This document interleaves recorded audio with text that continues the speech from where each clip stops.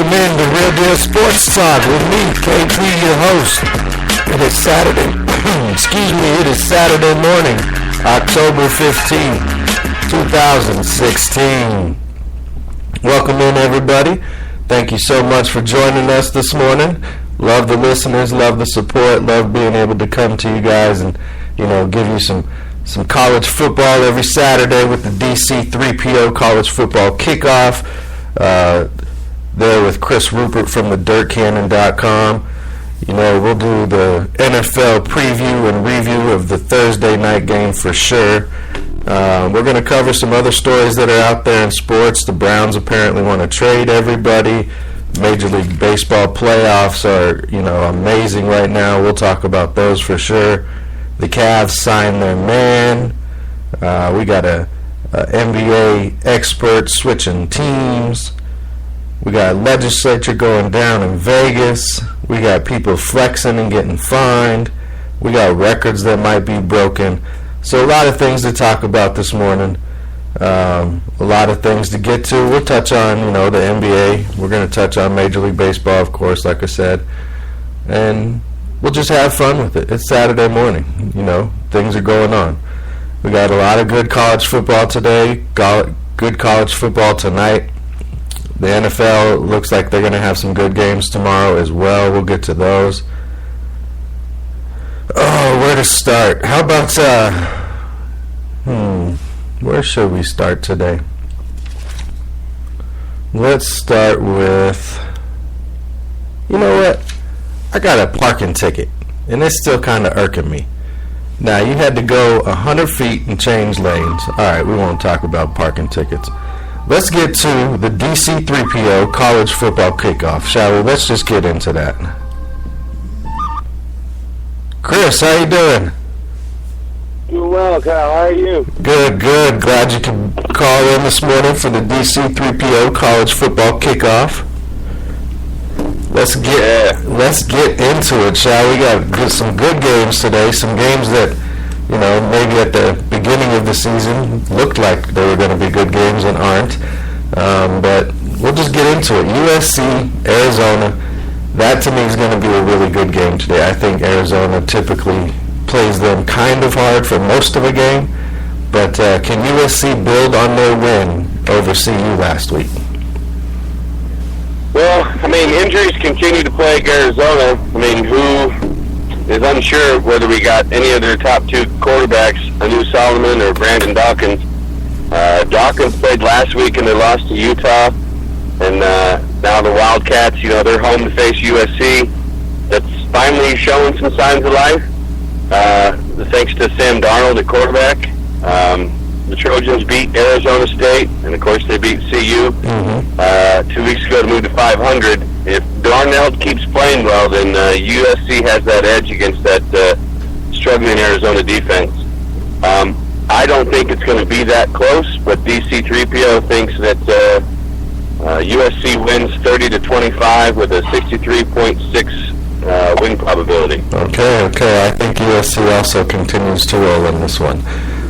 This next game, beginning of the season, I was looking forward to this game. And we've talked about these teams a couple times about, they're just not what we thought they were at the beginning of the year. We got Notre Dame and Stanford. Christian McCaffrey's been neutralized all year. Should we care about this game? What is the season for both of these teams? What are we looking at here? Well, it's hard to ask for a better game than last November when these two teams played. Right. Stanford was number 9, Notre Dame was number 6, and Stanford won 38-36 on that field goal as time expired. After Notre Dame took the lead with 30 seconds left. Stanford kind of knocked Notre Dame out of that playoff race.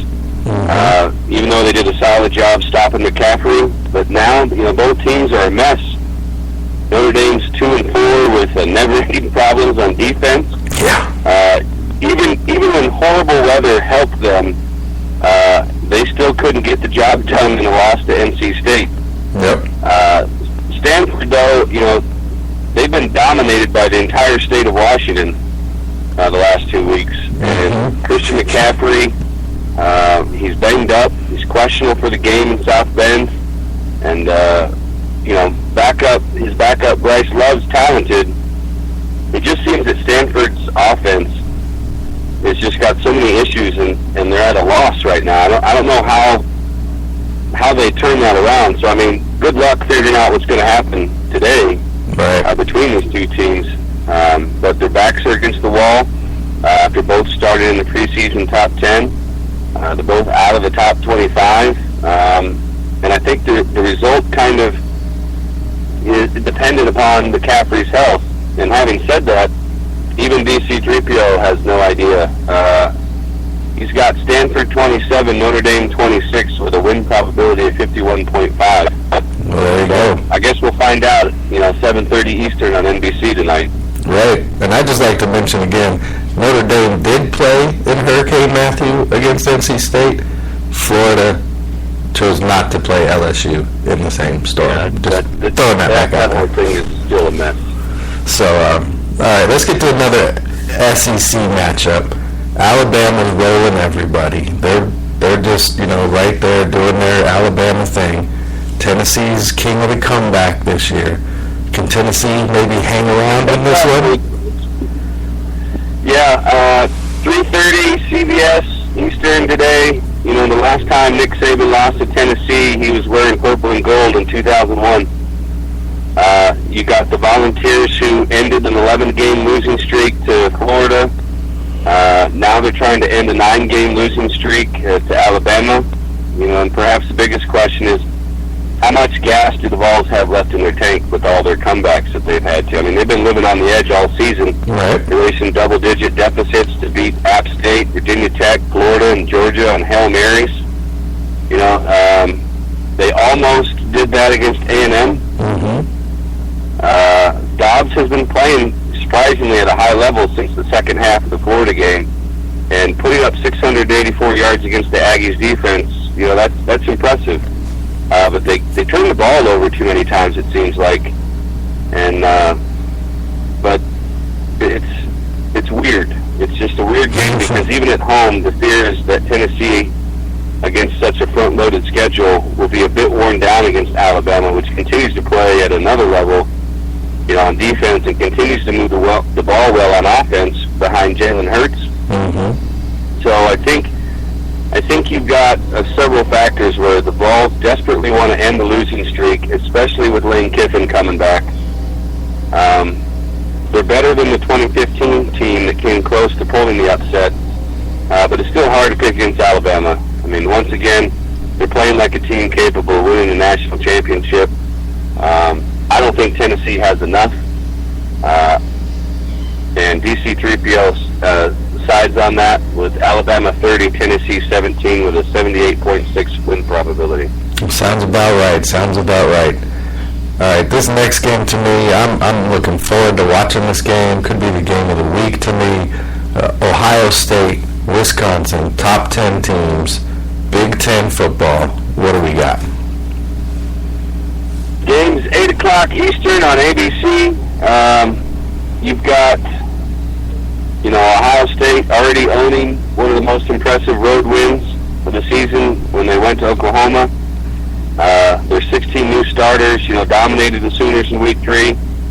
Now the Buckeyes have back-to-back games in tough road environments, both in prime time. First one's going to be at Wisconsin, then at Penn State next week. Buckeyes, Badgers both have great defenses. They're capable of forcing and capitalizing on the other's mistakes. Ohio State ranked second in yards per play allowed, and Wisconsin, led by great linebackers, have allowed a total of 20 points in wins over LSU and Michigan State, and held Michigan to just 14, even though they lost at the Big House. But I think the problem for the Badgers is that Ohio State has a lot more weapons on offense. Last week may have been slightly concerning for the Buckeyes, given that J.T. Barrett kind of struggled against Indiana, but that offensive line played well. All the supporting cast played well. And, Wisconsin's still starting that redshirt freshman, Hornibrook. And the bigger problem, I think, for Wisconsin is they still yet to get the running game on track. They're averaging only 3.9 yards per carry. They played well. It is at home, but to me, Ohio State's the more complete athletic team, and DC 3PO says it's going to be close. Ohio State 24, Wisconsin 20 with a 60.7 win probability. I kind of think that it's going to be probably at least a 10-point win for Ohio State. All right, I'm looking forward to it being a good one either way. Let's do a upset. We got Kansas State versus OU. Can OU get back on track by taking this one against Kansas State? Well, this game's actually coming up pretty soon here on ESPN, noon Eastern kickoff. The road team has won 5 games in a row in this series. That means that Kansas State has taken its past 2 trips to Norman, but last year, Oklahoma went to Manhattan and won 55-0. Like we've talked about all year, this is a better Kansas State team, especially on defense. The hope for the Wildcats is the letdown from Oklahoma after the Sooners' emotional high win over Texas, rather than last year's game, which took place after OU's loss to the Longhorns. K-State actually outscored Texas Tech 44-38, and the week before it held West Virginia to just 17 points. The Sooners are kind of struggled on defense. They're 109th in points allowed, so there's hope for K-State to keep pace, especially if it gets a couple of turnovers. But it's still Oklahoma's offense, and they seem to be rolling right now. Mayfield's giving the ball to Westbrook. The running backs are doing their jobs, and I just think they have a little bit more weapons than K-State. And I see Oklahoma winning the game. DC 3PO also does. Oklahoma 31, K-State 27, with a win probability of 61.1. All right, there you go, Sooners fans. Looks like you're going to be able to pull this one out in the Big 12 this week. Tune in and support your team. Let's do one more before we get out of here. UNC versus Miami, sleeper game. Does this one just come down to whose quarterback plays better? It kind of does. North Carolina was blown out by Virginia Tech in terrible weather conditions, thanks to Hurricane Matthew. And Miami lost to Florida State because of a block extra point in the last minutes. Those losses make this even more vital in the division race as the two try to prevent, Virginia Tech from pulling away. The weather is not going to be as bad as it was in Chapel Hill last week, so Miami's defense, they played well this year. There's an opportunity, though, for UNC quarterback, Trubisky to get back on track. He's still completing 70% of his passes with 13 touchdowns and 2 picks. And the Tar Heels have a big play offense that should be able to test Miami's defense, who seem to be having some depth issues. So they'll have to figure out a way to respond after that heartbreaker to the Seminoles. But I think the difference is going to be something that's kind of familiar for North Carolina, whether it has any hope of stopping the run. Miami's run game has fallen off the past 2 weeks after a good start, but the run defense for UNC, kind of presents that opportunity for Miami. And so the Canes, they get back on track in that ground game, then they could win before a short week leading into next Thursday's game against Virginia Tech. So I side with DC 3PO. I don't know if it's going to be this big of a win, but DC 3PO has Miami 35, North Carolina 19 with an 86.2 win probability. Okay, wow. Not what I was expecting. Thought that one might come in with a lower probability, but all right. That could be a good one to tune in. Well, I would say it's going to be closer, but yeah, we'll see. That'll be good. All right, well, thank you very much for calling in, doing the DC 3PO College Football Kickoff. That was Chris Rupert from thedirtcannon.com. We'll talk to you next week. Hey, you got it. And, don't forget, a lot more games are posted on Friday. Because there's a couple of games that we didn't get a chance to. I kind of want to point out that I think Indiana